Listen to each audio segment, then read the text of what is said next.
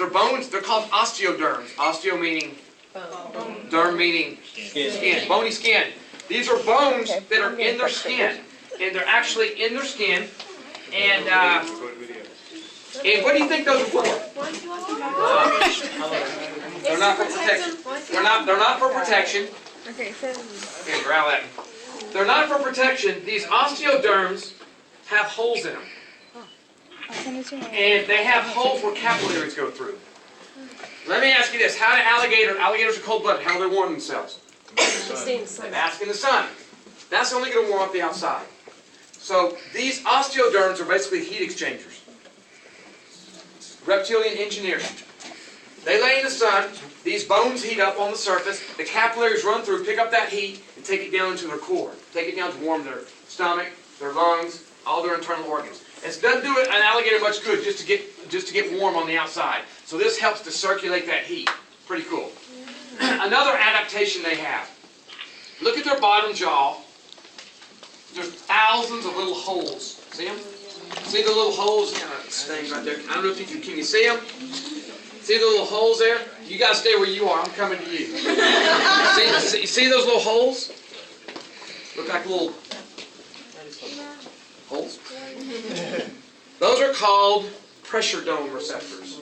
The receptor. They're pressure sensors. A good friend of mine discovered these. Her name is Daphne Sword. She's up in Maryland right now. And she was doing her graduate work down near my university. She discovered these. And what these are, an alligator can sit on the surface of the water. Let's say he's sitting on the surface of the water. I gotta be careful. He'll throw his head. It's like a brick. He'll hit me. I got my eye cut one time.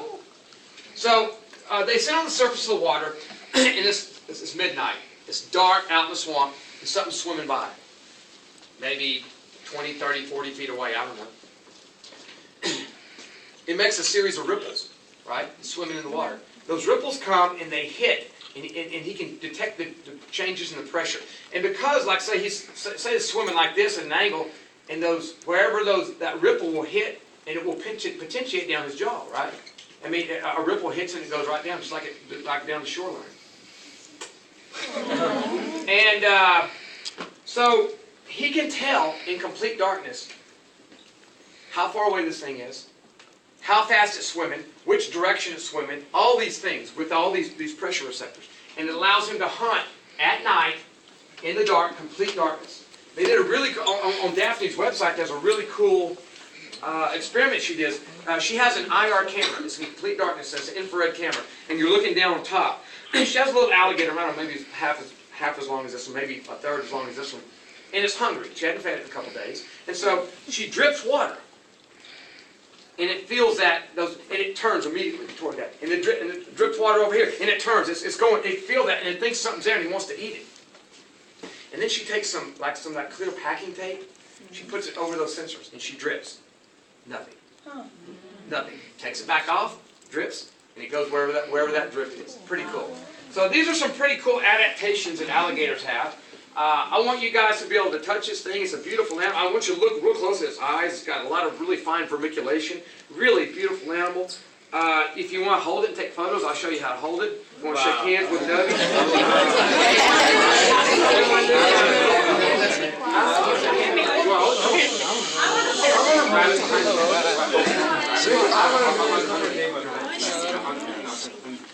There you go. Hold it tight now. Hold it tight.